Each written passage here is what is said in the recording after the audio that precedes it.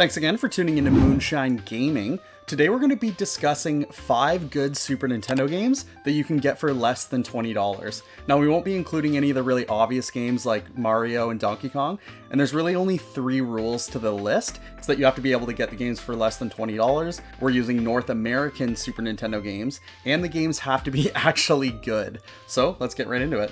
First up, we've got Aero the Acro-Bat. This is a platforming/item collection game that was released in 1993. The game was first released on Sega Genesis in mid-93 and was then released on the Super Nintendo a few months later. As we know, Sonic the Hedgehog started the craze of cool mascots, and I think it's clear to see that Sunsoft and Iguana Entertainment were trying to replicate this formula with Aero.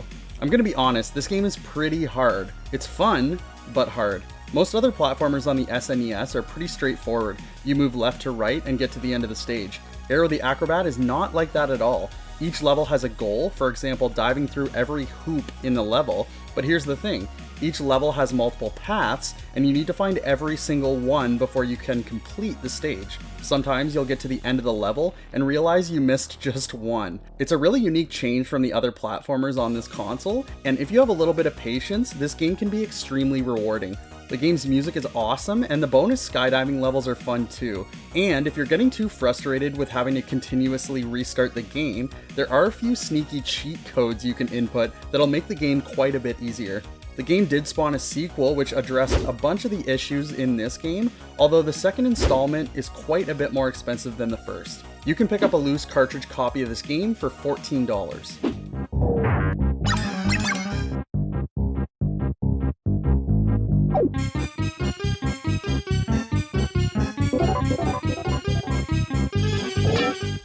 Next up, we've got Gradius 3.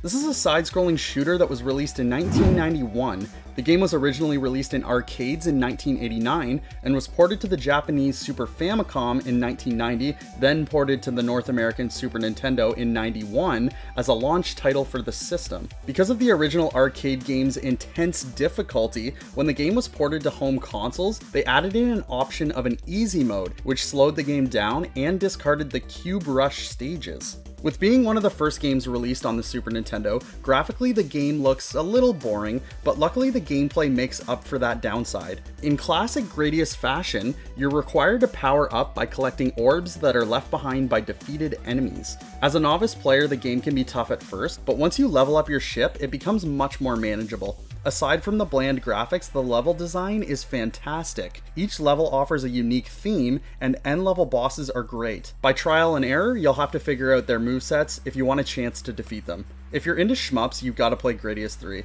You can pick up a loose cartridge copy for $19.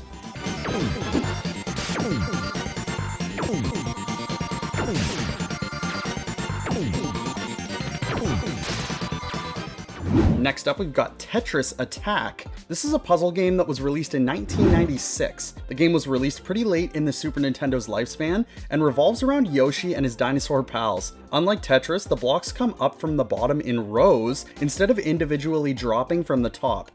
You can switch any 2 blocks, and if you get 3 of the same block in a row, they'll disappear. If the blocks make it to the top of the screen, it's game over. Although this game is very different from Tetris, it's equally as addicting. The gameplay is fluid, the colors in the game pop, the music is good, and there's a ton of game modes. The one thing I love about the whole feel of this game is just how relaxing it's portrayed. Unlike the anxiety-ridden sound design in Tetris, Tetris Attack makes you feel at ease with its chill music and laid-back feel. There are 6 game modes, which include a story mode, puzzle mode, endless mode, stage clear mode, timed mode, and versus mode. This makes for some great replayability. This is probably my favorite puzzle game on the Super Nintendo, and I'd even go as far as saying it's one of the best of all time. A true masterpiece that every puzzle game fan needs to play. You can pick up a loose cartridge copy for $20.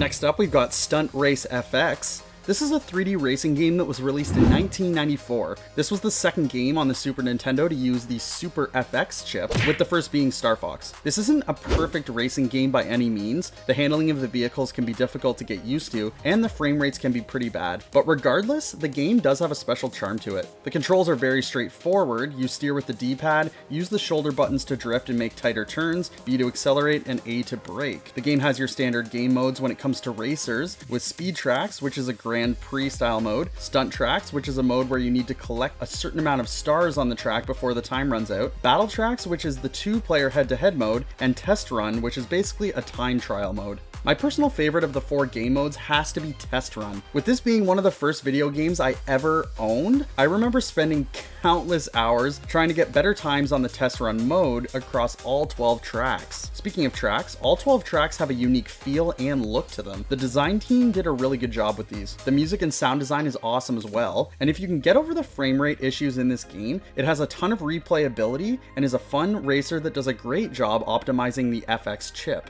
You can pick up a loose cartridge copy of this game for $10.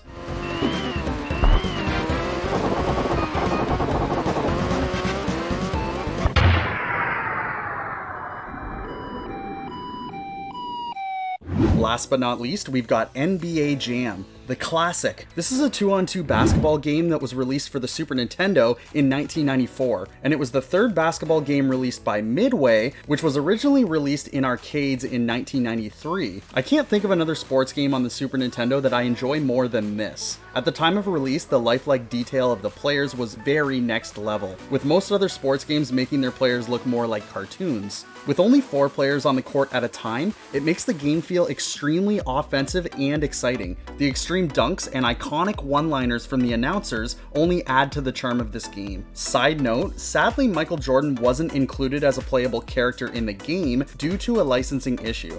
The best way to play this game, in my opinion, is couch co-op with a friend. It's still a go-to game when we have friends over for game night, and even watching 2 players duke it out head-to-head in this game is exhilarating. Although the tournament edition of this game had a larger player roster and a bigger variety of dunks, I'll still always be grabbing the OG version off the shelf. It's a great pick up and play game that's gotta be experienced by all gamers.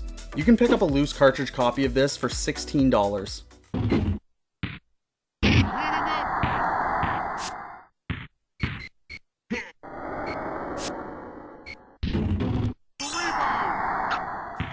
Which other games do you think we should have included on this list? You can plead your case down in the comments. We'll see you next time.